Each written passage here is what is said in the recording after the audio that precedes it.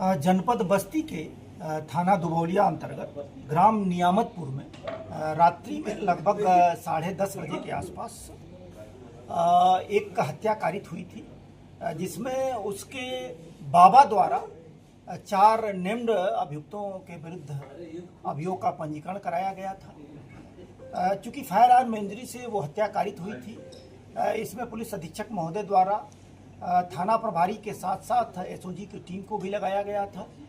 आज उन चारों अभियुक्तों को जो वांछित चल रहे थे, इनकी गिरफ्तारी करने में पुलिस और एसओजी टीम को सफलता प्राप्त हुई है। जो अभियुक्तों की गिरफ्तारी के बाद उनसे जो पूछताछ किया गया है, पूछताछ करने के उपरांत जो तथ्य निकल के आया है कि ये मृतक का परिवार और जो अभियुक्त हैं, इनके परिवार में विगत 3-4 बार से जो ये लोग प्रधानी का चुनाव लड़ते थे, उसमें कभी कोई पक्ष प्रधान रहता था, कभी कोई पक्ष प्रधान रहता था।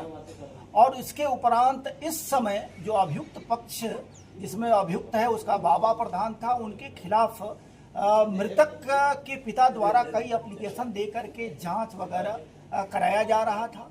उसमें से एक व्यक्ति और था जिसमें खेत को लेकर के कुछ विवाद चल रहा था, जिसमें माननीय न्यायालय में प्रकरण विचाराधीन था।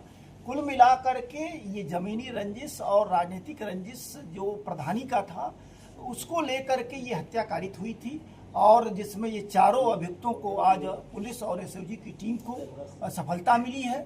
नियमानुसार इन्हें माननीय न्यायालय के समक्ष प्रस्तुत किया जा रहा है। तो बीच में इसमें कुछ प्रेम प्रसंग को लेकर भी एंगल सामने आ रहा था, तो इसमें क्या कुछ निकल के आया है आप लोग? देखिए, जब कोई हत्या जैसे गंभीर अपराध कारित होता है तो पुलिस विवेचना के दौरान एक तरफ तो जो अभियोग का पंजीकरण होता है, वो इसके साथ साथ समस्त प्रकार के साक्ष्यों का परिशीलन करती है, परीक्षण करती है।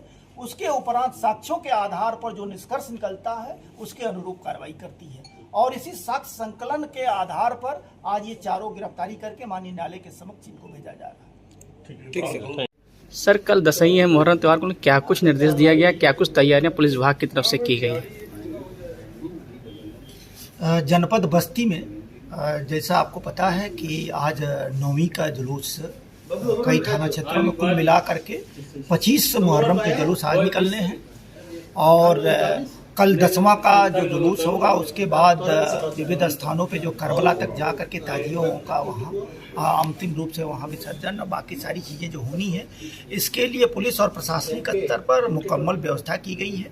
पूरे जनपद को 4 जोन और 16 सेक्टरों में विभक्त किया गया है।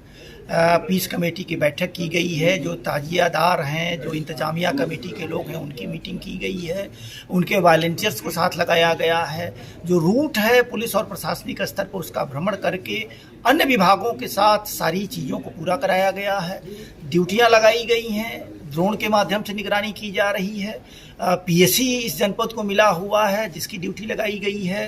अन्य जो आपके पुलिस लाइन के हमारे जो जवान हैं उनकी ड्यूटी लगाई गई है, ऑफिस और से भी ड्यूटी लगाई गई है। कुल मिला करके इस जनपद में मोटिव हमारा ये है कि जो ताजिया कुल मिला के 1862 के आसपास जो ताजिया करबला तक जाएंगी, उनको सकुशल और सुरक्षित तरीके से पूरा उसको संपन्न कराया जाए।